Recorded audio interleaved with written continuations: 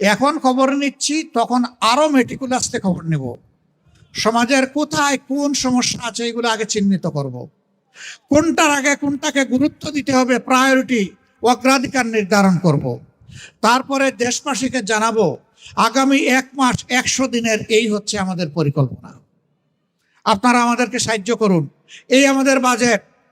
100 দিন শেষ হওয়ার সাথে সাথে জনগণকে আবার জানাবো এই 100 দিনের জন্য যে পরিকল্পনা, যে বাজেট আমরা আপনাদের সামনে ঘোষণা করেছিলাম, এতটুকু পরিকল্পনা বাস্তবায়ন হয়েছে, এতটুকু বাজেট আমরা ব্যবহার করতে পেরেছি, এতটুকু আমাদের হাতে উদ্বৃত্ত রয়ে গেছে, এটা আমরা ব্যবহার করতে পারি নাই।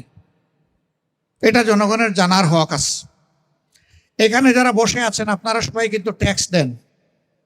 আমার এই মাইকের আওয়াজ যাদের কানে যাচ্ছে তারাও ট্যাক্স দেন। বলবেন যে সমস্ত গরিব দুঃখী মানুষ আছে, বেকারি বুকানাঙ্গা আছে, আমার রিক্সা চালক ভাই বোন আছে, আমাদের গৃহে কাজে সহায়তা করে আমাদের বোনেরা আছে, তারাও কি ট্যাক্স দেয়? ইয়েস, তারাও ট্যাক্স দেয়। কষ্ট করে যে রুজি করে, তার পেট আছে, পিঠ আছে, পেট এবং পিঠের চাহিদা পূরণ করার জন্য তাকেও দোকানে যেতে হয়। ওখান থেকে জিনিস যখন কিনে তাকেও কিন্তু ব্যাট দিতে হয়, ভ্যালু অ্যাডেড ট্যাক্স। বাংলাদেশে কনভেনশনাল যে ট্যাক্স আদায় হয় তার চাইতে অনেক বেশি ট্যাক্স আদায় হয় এই ব্যাটের মাধ্যমে। তাহলে এখানে গরিব বলি বলে ধনী বলে কিছুই নেই, এই ট্যাক্সে সবাই অংশীদার। আজকে যে শিশুটি জন্ম নিচ্ছে সেও ট্যাক্স দেয়। তার মা বাবা যখন তার জন্য কিছু কিনতে যায় দোকানে, তখন ভ্যাট দিয়ে কিনতে হয়। সুতরাং শিশুটাও কিন্তু ট্যাক্স পেয়ার। তাইলে আমার এই শিশু কেন তার অধিকার পাবে না? সে কেন অনাদরে, অবহেলায়, দুঃখে দিকে বড় হবে? শিক্ষার আলো বঞ্চিত হয়ে অন্ধকার জগতে কেন সে ঢুকবে? যদি সে অন্ধকার জগতে ঢুকে, এই সমাজ তার জন্য দায়ী। আমরা আলোতে আনতে চাই সবগুলা শিশু। আল্লাহ যেন সেই তৌফিক আমাদেরকে দান করেন। সম্মানিত ভাইরা, এই কাজটি যেমন কঠিন, তার চাইতেও কঠিন সমাজে যে দুর্বৃত্তরা, দুর্নীতিবাজরা রোগে রক্তে কোনায় কোনায় বসে আছে, এই সমাজকে দুর্নীতিমুক্ত করার আমরা যুদ্ধ ঘোষণা করেছি। আমরা বলেছি সরকার আল্লাহ আমাদেরকে দিয়ে গঠন করাক, অথবা আমরা বিরোধী দলে থাকি, এই যুদ্ধ আমাদের চলবে ইনশাআল্লাহ। যতদিন পর্যন্ত দুর্নীতি আপরুটেড না হবে, দুর্নীতির জড় উপড়ে ফেলা না যাবে, ততদিন পর্যন্ত আমাদের যুদ্ধ অব্যাহত থাকবে। আমরা জানি এই যুদ্ধে আমাদের সামনে হিমালয় পর্বত দাঁড় করিয়ে দেওয়া হবে। আমরা আল্লাহ তাআলার কাছে তৌফিক চাই, আমরা আপনাদের সহযোগিতা চাই। সেই পর্বত আমরা টপকাবো ইনশাআল্লাহ। আমরা পর্বতের সামনে গিয়ে থমকে দাঁড়াবো না ইনশাআল্লাহ। সম্মানিত ভাইরা, আমার স্বাধীন দেশ আরেক দেশের কাছে ইশারা দিয়ে মাথা নত করে কেন আমি চলবো? অন্য 10টা স্বাধীন দেশ যেভাবে সম্মানের সাথে মাথা উঁচু করে চলে, ইনশাআল্লাহ আগামীর বাংলাদেশ সেইভাবেই চলবে। আমরা আশাবাদী। তরুণ যুবকেরা যেভাবে জেগে উঠেছে, যে সমাজের তরুণরা অন্যায়ের বিরুদ্ধে গর্জন করার জন্য জেগে উঠে, আল্লাহ তাআলা সেই সমাজকে অন্যায়, অপরাধ এবং দুর্নীতিমুক্ত করে দেন। আমরা গভীরভাবে আশাবাদী। আমাদের মাঝে সামান্য কোনো হতাশার ছোঁয়া নেই। একজন যোদ্ধা যুদ্ধের ময়দানে যখন যায়, তখন হতাশা নামক জিনিস সে ভুলে যায়। তার সামনে তাকে ডু অর ডাই, হয় আমি শহীদ হব, না হয় আমি বিজয়ী হব, মাঝখানে কিছু নাই। এই সামাজিক যুদ্ধে ইনশাআল্লাহ দেশবাসীর বিজয় হবে ইনশাআল্লাহ। দুর্নীতিবাজরা হেরে যাবে ইনশাআল্লাহ। বাহ্যত ওদের শক্তি যাই মনে হোক, ভিতরে ওরা খুবই দুর্বল। সিংহরা যখন জেগে উঠবে, খেক শিয়াল তখন পালাতে বাধ্য হবে। তবে আমরা সকল মানুষের কল্যাণ চাই। এখন বিভিন্ন সামাজিক অপকর্মে যারা জড়িত আছেন, তাদের জন্য আমাদের মেসেজ হবে, যদি আল্লাহ আমাদেরকে এ দেশবাসীর দায়িত্ব দেন, আমরা বলবো আমরা পিছন নিয়ে কামড়াকামড়ি করব না, উই আর ফরওয়ার্ড লুকিং। আমরা ইনশাল্লাহ সামনে দেখব, আমরা ইনশাল্লাহ দূরে দেখব, আমরা ইনশাল্লাহ গোটা জাতিকে নিয়ে সামনে দৌড়াবো, পিছনে নয়।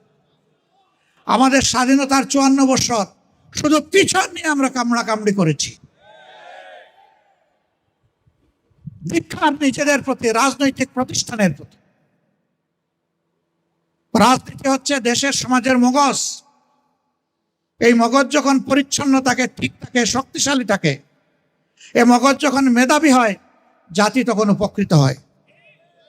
আর যেই মগজের মধ্যে সর্বক্ষণ প্রতিশোধ, প্রতিহিংসা, নোংরামি ঘুর ঘুর করতে থাকে, এই মগজ দিয়ে জাতির কোনো খেদমত করা সম্ভব নয়। সম্মানিত ভাই ও বোনেরা, বাংলাদেশ জামাতে ইসলামী একটি দুঃখী দল। আমরা আপনাদের কাছে বড় ঋণী। আমাদের কষ্টের দিনগুলোতে অনেক ভাই এবং বোন জীবন এবং ইজ্জতের ঝুঁকি নিয়ে আমাদেরকে আশ্রয় দিয়েছে। আমরা আমাদের মায়ের মুখ দেখতে পারি। এই দেশে থাকা অবস্থায় 10.5 মাস আমি আমার কোনো পরিবারের সদস্যদের মুখ দেখার সুযোগ পাইনি। আমি জেলে ছিলাম না, আমি বাইরে ছিলাম। জেলে 3 বার গিয়েছি, তা তো মাঝে মাঝে তারা আমাকে দেখতে পারতেন 2 মাস 1 মাস পরে এসে। কিন্তু বাইরে থেকেও আমরা আমাদের আপনজনের মুখ দেখতে পারিনি। সেই সময়টা কোথায় ছিলাম? সেই সময় আপনাদের বুকে ছিলাম। একবার একজন আইও আমাকে বলে যে, স্যার আপনার লেটেস্ট অ্যাড্রেসটা বলেন। আমি বললাম কোনটা বল? বলে মানে? আমার তো ভাই শত শত অ্যাড্রেস। বলে স্যার আমি কি আপনার সাথে মস্কারা করছি? আমি বললাম যে না, আমিও আপনার সাথে মস্কারা করছি। এত সম্পদ আপনার? আমি বললাম তার চাইতে অনেক বেশি সম্পদ আল্লাহ আমাকে দান করেছে। একটু বলবেন? আমি বললাম হ্যাঁ বলবো। তোমাদের কারণে কোনো বাড়িতে 1 রাত, কোনো বাড়িতে 2 রাত, কোনো বাড়িতে 1 সপ্তাহ, কোনো বাসায় 1 মাস, এইভাবেই আমাদের 13-15 বছর কেটে গেছে। বলে যে এরা কি আপনাদের আত্মীয় হয়? আমি বললাম এরা আত্মীয়ের চাইতে আমাদের ঘনিষ্ঠ। এই সময় অনেক আত্মীয় মুখ ফিরিয়ে নিয়েছে, কিন্তু সমাজের দরদি মানুষগুলো তাদের বুকের বিছানায় আমাদেরকে জায়গা করে দিয়েছে। বন্ধুগণ, এর কোনো প্রতিদান আমাদের হাতে নেই। আমরা আল্লাহ তাআলাকে বলবো, ও রাব্বুল আলামিন, তুমি অপূরণীয়, অসম্ভব ধরনের প্রতিদান দিয়ে তাদেরকে তুমি খুশি করো। আল্লাহ যেন আপনাদের ইজ্জত বাড়ায় দেয়। আপনারা মজলুমকে আশ্রয় দিয়েছেন। এত মজলুম একটা দল, যে দলের 1 থেকে 10 জন নেতাকে খুন করা হয়েছে, বিচারের নামে ঠান্ডা মাথায় অবিচার। যে দলের 1000 কর্মীকে খুন করা হয়েছে, কোনো বিচারের কাঠগড়ায় দাঁড় করানো হয়নি। যে দলের অফিসগুলো তালাবদ্ধ করে রাখা হয়েছে 13.5 বছর, যে দলের নিবন্ধন কেড়ে নেওয়া হয়েছে, যেই দলের নেতাকর্মীদের বাড়ি বুলডোজার দিয়ে ভেঙে ফেলা হয়েছে, যেই দলকে শেষ পর্যন্ত নিষিদ্ধ করা হয়েছে। আল্লাহ তাআলা যখন 5 আগস্ট 2024 এই জাতির বুকের উপর থেকে পাথর সরাই দিলেন, আমরা সেজদায় পড়ে আল্লাহর শুকরিয়া আদায় করলাম। 5 তারিখ রাতেই আমরা আমাদের সমস্ত সহকর্মীদেরকে মেসেজ দিলাম, আমরা কারো উপর থেকে ব্যক্তিগতভাবে কোনো প্রতিশোধ নেব না। তবে যিনি ক্ষতিগ্রস্ত, তার ন্যায় বিচার পাওয়ার অধিকার আছে, তিনি আদালতে যাবেন, কারো গায়ে হাত দিবেন না। আমরা খবর দিলাম শান্ত থাকুন, ধৈর্য ধরুন। দেশে এখন কোন সরকার নাই, পুলিশ নাই, কিছুই নাই। সেনাবাহিনীর কয়েকজন সদস্য আর অফিসার, তারা একটু মানুষের পাশে ঘোরাঘুরি করছে, এটি এনাফ নয়। এই দেশের আইন শৃঙ্খলা রেস্টোরেশন ফিরিয়ে আনতে আপনারা ভূমিকা রাখুন। যে পুলিশ আমাদেরকে হত্যা করেছে, তাদের ঊর্ধ্বতন কর্মকর্তাদের সাথে বসলাম, বললাম আপনারা যান, পুলিশ স্টেশনে ঢুকেন, আপনাদের দায়িত্ব আপনারা ন্যূনতম পালন করুন, বাইরে আমরা আপনাদেরকে পাড়া দেব। তারা ভয় পাচ্ছিল যে কাজ কাম তারা করেছে, তারা ওখানে যেতে ভয় পাচ্ছিল। আমরা তাদেরকে অভয় দিয়েছি। বলবেন কেন? পুলিশের প্রতি এত দরদ, এত ভালোবাসা, এত প্রেম আপনাদের কেন? ভাই, দুনিয়ায় 2-4টা রাষ্ট্র আছে তাদের কোনো সশস্ত্র বাহিনী নাই, কিন্তু দুনিয়ায় একটা রাষ্ট্রও নাই যাদের কোনো পুলিশ নাই।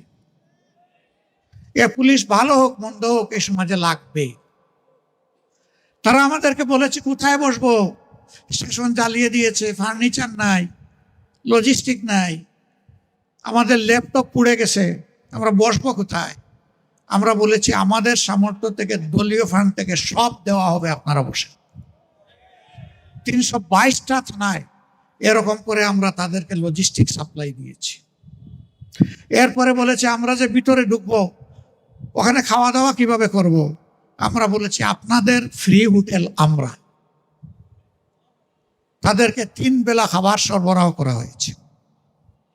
যারা আমাদেরকে খুন করেছে তাদের প্রতি এটা ছিল আমাদের সামাজিক দায়, আমাদের উপহার। পরবর্তী সংবাদ দেখার জন্য আমন্ত্রণ এবং সাবস্ক্রাইব করে বার্ড নিউজের পাশে থাকুন।